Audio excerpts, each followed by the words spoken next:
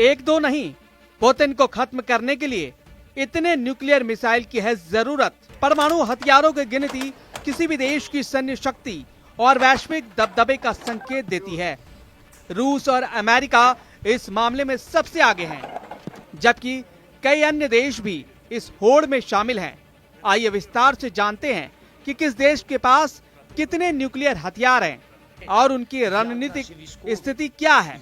रूस के राष्ट्रपति व्लादिमीर पुतिन दुनिया के सबसे ताकतवर नेताओं में से एक हैं, लेकिन उनकी असली ताकत उनके परमाणु हथियारों के जखीरे में छिपी है।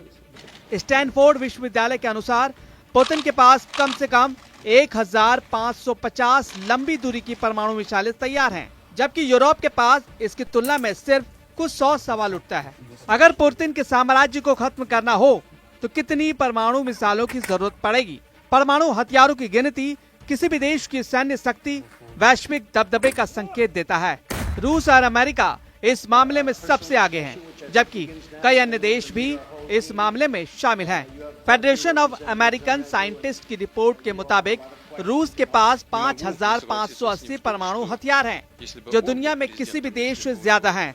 अमेरिका 5044 न्यूक्लियर हथियारों के साथ दूसरे नंबर पर आता है। बाकी देशों की स्थिति कुछ इस तरह है: चीन 500, France 290, UK 255, Bharat 172, Pakistan 170, Israel अभी घोषित नहीं किया है, तकरीबन 90, उत्तर कोरिया 28।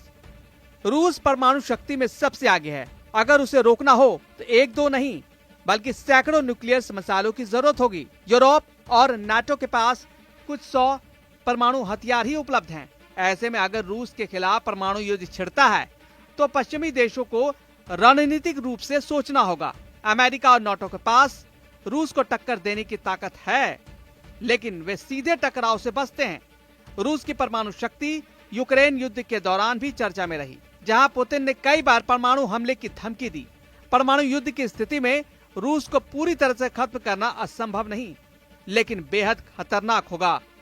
अगर रूस पर हमला हुआ तो उसका जवाबी हमला पूरी दुनिया के लिए विनाशकारी हो सकता है।